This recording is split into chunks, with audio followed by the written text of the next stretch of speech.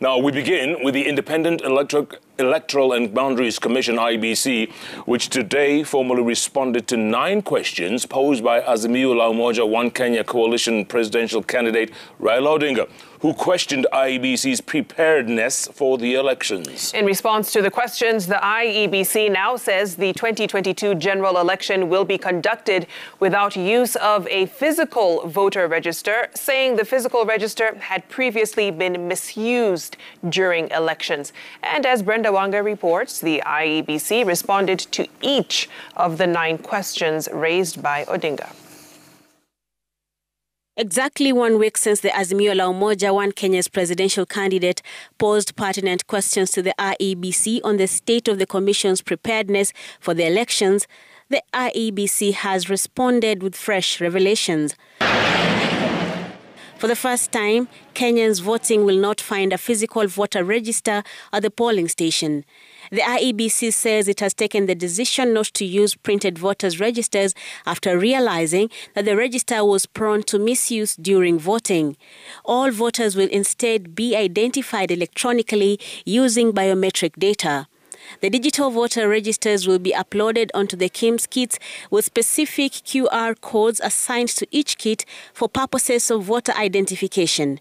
In the event that voters can be identified using the biometrics, then their biographical data as indicated in the identification documents will be used to clear them. The draft final report of audits of registered voters expected.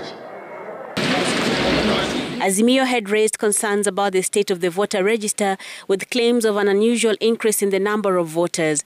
The IEBC says it registered over 2.5 million voters in the 2 phases of the mass registration exercise for this election cycle. However, an audit by KPMG has since indicated that the register has 246,000 dead voters, 481 voters with duplicate records, 226,000 voters who are registered with documents that do not belong to them. The IEBC says the number of new registrations will go down once the register is cleaned. The Commission developed constitutionally compliant protocols for the results transmission path for the polling station to the National Tallying Center. The IEBC says that despite the failure of Parliament to amend the laws that would have made electronic transmission of results in places without network coverage that much easier, it has put in place mechanisms that will ensure that the results are transmitted in the manner prescribed by the law. Accordingly, IEBC assures that the 1,111 polling stations that do not have 3G or 4G network coverage will be covered by satellite modems that will enable them electronically transmit results.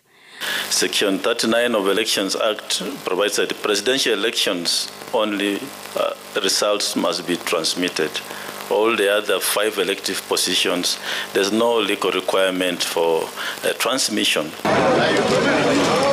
On the issue of printing ballot papers, the IEBC sought to assure Azimio that the company contracted to carry out this key task, Inform Lycos, will not only safely and securely print the ballot papers, it will deliver them to an IEBC secure warehouse. The ballot papers will also have unique security features that will safeguard against people using fake papers to vote. At the same time, the IEBC defended its decision to not involve political parties when recruiting returning officers. The Commission says, unlike in the past, when returning officers were recruited during elections for the purposes of that specific election, now the returning officers are permanent employees of the Commission. The IEBC also says it is in the process of finalizing the cleanup of the voters' register and will publish it within the stipulated timelines as it moves closer to conducting the country's general election in August. Brenda Wanga, Citizen TV, Nairobi.